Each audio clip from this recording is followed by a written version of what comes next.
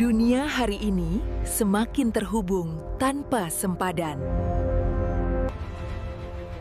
Dahulu, perdagangan antara bangsa bergantung kepada pergerakan fisikal.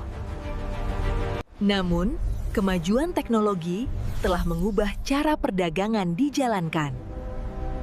Perdagangan kini berlaku secara digital dan merentas sempadan. Inilah dinamika globalisasi perdagangan dalam era digital. Video tadi menunjukkan bahawa dinamika globalisasi perdagangan dalam era digital telah mengubah cara perdagangan dijalankan daripada kaedah tradisional kepada sistem digital yang lebih pantas dan merentas sempadan. Baiklah, Assalamualaikum warahmatullahi wabarakatuh buat doktor. Kami daripada kumpulan 1 dan pada hari ini kami akan membentangkan berkenaan tugasan kumpulan yang bertajuk Dinamika Globalisasi Perdagangan dalam Era Digital. Seterusnya, berikut merupakan ahli kumpulan kami iaitu saya, Hanis Hanani binti Ishak, kedua Usha anak perempuan Sivan, Nur Liana binti Roslan, Siti Nur Arsyah binti Muhammad Taha dan yang terakhir Lecumi anak perempuan Subramaniam. Baiklah, kita teruskan dengan pendahuluan oleh saudari Liana. Assalamualaikum dan selamat sejahtera diucapkan kepada doktor dan rakan-rakan. Nama saya Nurliana binti Roslan, memegang nombor matriks D2022 1103 649.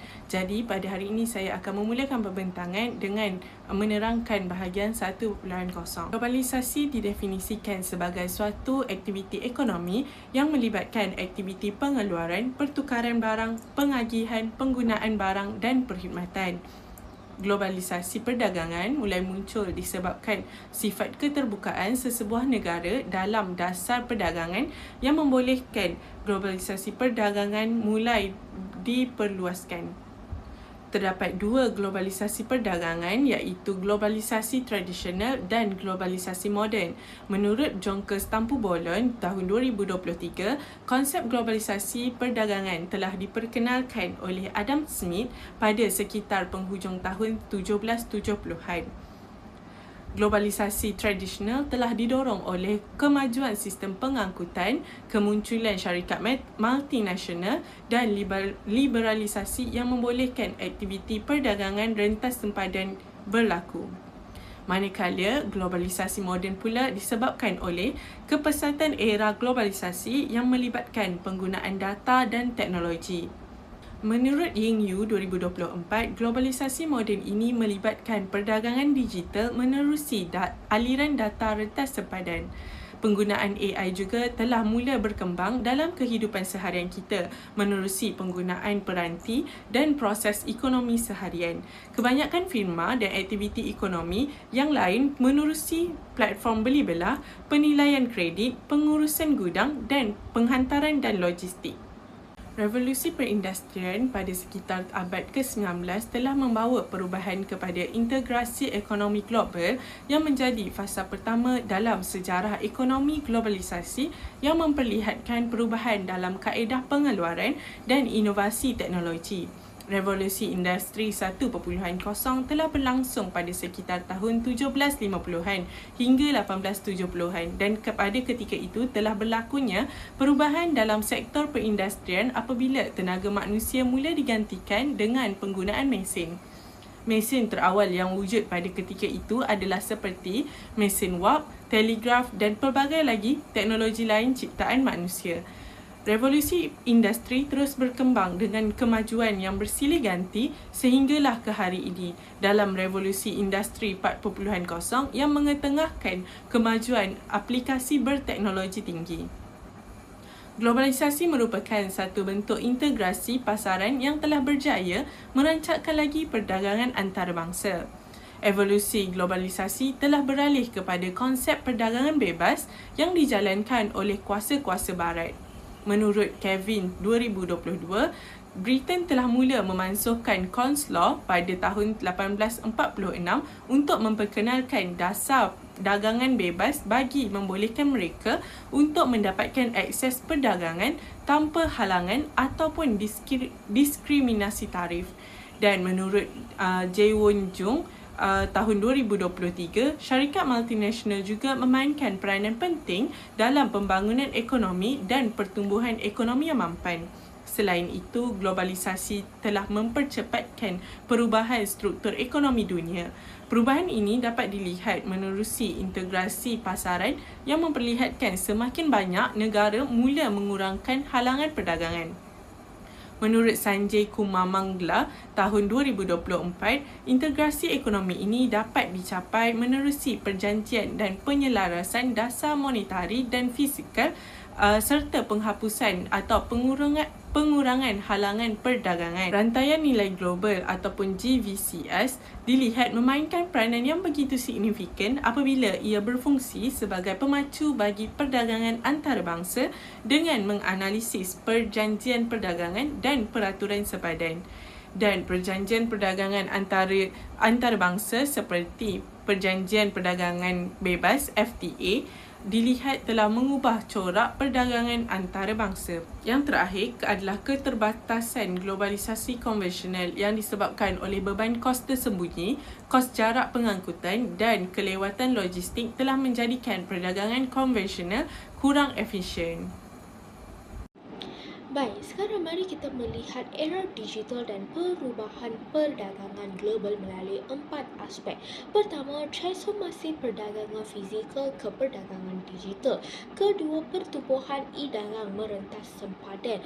Ketiga, perkhidmatan perdagangan digital. Dan keempat, teknologi IR 4.0 dalam perdagangan global. Pertama, transformasi perdagangan fizikal ke perdagangan digital. Ini merujuk kepada perubahan ketara antara zaman dahulu dan zaman sekarang. Zaman dahulu, para penjual dan para pembeli perlu hadir secara fizikal untuk melaksanakan segala bentuk urusan seperti membuat pesanan, pemantauan stok, penghantaran dan lain-lain. Tetapi sekarang ianya tidak perlu kerana ada rantaian internet. Contohnya, para penjual dan pembeli dari negara mana pun boleh melaksanakan interaksi secara bebas tanpa halangan geografi. Inilah menggambarkan perdagangan global. Kedua, pertumbuhan e-dagang merentas sempadan. Di Asia Tenggara, platform Shopee dan Lazada ini amat popular dalam kalangan masyarakat Asia Tenggara. Platform-platform ini sebenarnya memudahkan perdagangan antarabangsa. Sebab apa? Shopee telah menunjukkan peningkatan GMV dan kadar pengambilan hasil. Contohnya, negara China boleh menjual barangan mereka kepada penduduk-penduduk di Asia Tenggara dan penduduk-penduduk di Asia Tenggara boleh membeli barangan buatan China tanpa perlu pergi ke China, iaitu hanya menggunakan platform e-dagang seperti Shopee. Melalui Shopee adanya shipping overseas yang merujuk kepada perdagangan antarabangsa. Jadi ini menggambarkan pertumbuhan e-dagang merentas sempadan. Seterusnya, perdagangan perkhidmatan digital. Ini merujuk kepada perkhidmatan yang disampaikan tanpa perlunya penghantaran secara fizikal. Contohnya, perisian, aplikasi, cloud computing atau pendidikan secara talian. Perkhidmatan ini sebenarnya mengurangkan kos operasi dan meningkatkan pendapatan global. Sebab apa? Contohnya, cloud computing. Cloud computing ini paling cekap dari segi pengurusan data dan maklumat dan dikenali sebagai bekalan rantaian global yang paling cekat. Jadi, perkhidmatan ini sebenarnya menjimatkan kos operasi. Hai sekali, teknologi revolusi industri keempat dalam perdagangan global. Teknologi seperti AI, IoT, blockchain dan robotik ini memudahkan urusan perdagangan kerana ia dapat meningkatkan fleksibiliti dan mengurangkan kos operasi dalam perdagangan antarabangsa. Contohnya, AI dapat membantu dari segi meramal permintaan cadangan produk dan urus inventory. IoT pula pantau hantaran barang dalam perdagangan. Kemudian blockchain pula menjamin ketelusan dari segi bekalan, dari segi rantaian bekalan dan juga perdagangan merentas sempadan. Saya Siti Nur Aisyah binti Mataha yang memegang nombor metrik D2023110911. Pada hari ini saya akan menerangkan tentang dinamika utama globalisasi perdagangan digital. Perdagangan digital pada hari ini berkembang pesat melalui penggunaan teknologi dan perkembangan ini telah mengubah cara negara, syarikat dan pengguna berinteraksi dalam pasaran global. Terdapat 4 dinamika utama. Yang pertama ialah digital proses pengeluaran dan rantaian bekalan. Yang kedua ialah penurunan kos transaksi global. Yang ketiga, dominasi ekosistem platform digital. Dan yang terakhir ialah perubahan tingkah laku pengguna. Seterusnya, kita akan beralih kepada 4.1 iaitu digitalisasi proses pengeluaran dan rantaian bekalan. Perubahan ini berlaku melalui penggunaan kilat pintar, automasi robotik, kecerdasan buatan dan Internet of Things atau LOT. Digitalisasi ini dapat meningkatkan kecekapan operasi secara global. Sebagai contoh, proses menjadi lebih pantas, kurang bergantung kepada tenaga kerja manual dan kurang risiko kesilapan. Selain itu, operasi digital membolehkan pemantauan mesin dan inventory secara masa nyata. Ini sangat penting untuk memastikan bekalan sentiasa mencukupi dan mengelakkan gangguan dalam proses pengeluaran. Digitalisasi juga memperkukuh daya tahan rantai bekalan. Syarikat multinasional kini menggunakan analitik secara nyata untuk mengoptimumkan pengagihan pengeluaran mengikut permintaan pasaran. Secara keseluruhan, digitalisasi bukan sahaja meningkatkan produktiviti tetapi turut menyokong integrasi industri dalam pasaran global. Seterusnya, kita beralih kepada 4.2 iaitu bagaimana ekonomi digital telah menurunkan kos transaksi di peringkat global. Melalui penggunaan pembayaran digital dan perkhidmatan kewangan elektronik, pemindahan wang antara negara menjadi lebih cepat dan lebih murah. Penurunan kos ini menggalakkan perdagangan rentas sempadan dan mengukuhkan kedudukan negara dalam pasaran antarabangsa. Selain itu, e-dagang rentas sempadan membolehkan PKS menembusi pasaran luar tanpa memerlukan modal pemasaran yang besar.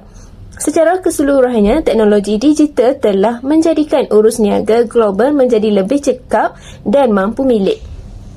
Seterusnya ialah 4.3 iaitu dominasi ekosistem platform digital. Slide ini menunjukkan bagaimana platform digital seperti Shopee dan Lazada mendominasi perdagangan global. Platform ini menyediakan pelbagai perkhidmatan seperti pemasaran, logistik dan sistem pembayaran yang memudahkan urusan niaga antara penjual dan pembeli. Dominasi ini membolehkan platform berkembang dengan pesat dan sukar disaingi oleh firma baru. Namun begitu, terdapat juga risiko seperti kebergantungan peniaga kepada platform, pengaruh algoritma serta tekanan persaingan yang tinggi terutamanya kepada peniaga kecil. Akhir sekali iaitu 4.4 perubahan tingkah laku pengguna. Slide ini akan menunjukkan bagaimana globalisasi digital telah mengubah tingkah laku pengguna di seluruh dunia. Pandemik COVID-19 telah mempercepatkan peralihan pengguna kepada pembelian dalam talian. Kini, pengguna menggunakan platform digital untuk mencari maklumat, membandingkan harga dan membuat pembelian dengan lebih mudah. Selain itu, model perniagaan direct to consumer atau D2C membolehkan pengeluar menjual terus kepada pengguna dengan harga yang lebih kompetitif. Secara keseluruhan, pengguna kini lebih bergantung kepada platform digital dalam proses pembelian. Seterusnya, kita teruskan dengan globalisasi digital memberi dua jenis kesan utama terhadap perdagangan iaitu kesan positif dan kesan negatif. Umumnya, globalisasi digital membantu memudahkan urusan perdagangan melalui penggunaan teknologi, tetapi pada masa yang sama turut membawa cabaran tertentu yang perlu ditangani.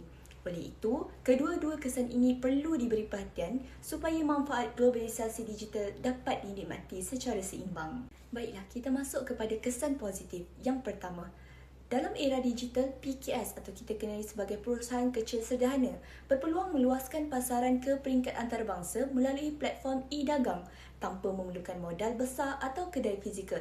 Produk seperti kosmetik tempatan, makanan agro, kopi percampuran, pakaian butik dan aksesori buatan tangan kini boleh dipasarkan kepada pengguna global melalui platform seperti Shopee, TikTok, Amazon dan Alibaba.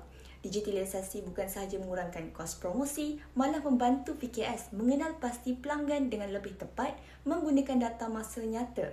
Menurut Mirzai dan Muhyiddin 2025 serta WTO 2023, penggunaan platform digital meningkatkan keterlihatan PKS, membuka peluang ekspor baru dan menjadikan mereka lebih kompetitif dalam perdagangan antarabangsa. Kesan positif kedua, digitalisasi ialah pengurangan kos operasi serta peningkatan kecekapan dalam perdagangan antarabangsa melalui automasi, integrasi, sistem dan teknologi masa nyata. Di Malaysia, pelaksanaan e-invoicing, pembayaran digital dan National Single Window telah mempercepatkan proses custom serta mengurangkan kos pentadbiran.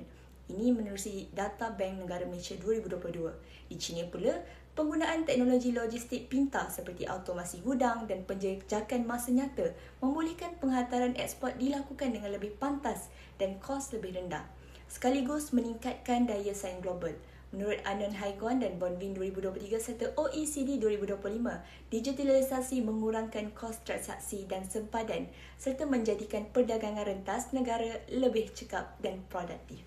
Seterusnya, kesan positif yang ketiga, globalisasi digital mendorong pertumbuhan pesat industri teknologi dan inovasi seperti fintech, kecerdasan buatan, komputasi awam dan pemasaran digital yang menjadi pemacu utama ekonomi global.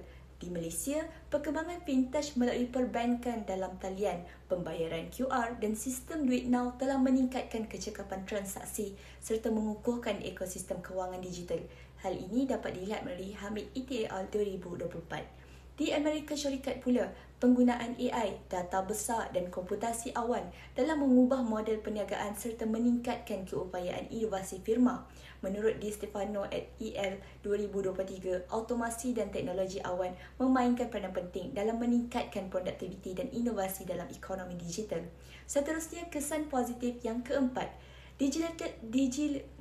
digitalisasi turut meningkatkan integrasi ekonomi global dengan menghubungkan negara secara lebih pantas melalui aliran data dan transaksi digital.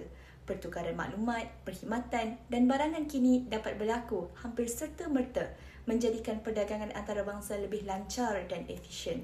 Dalam Kesatuan Eropah, inisiatif digital seperti Digital Economy and Society Index atau DESI serta penyelarasan peraturan e-dagang telah mewujudkan satu pasaran digital serantau yang lebih bersepadu.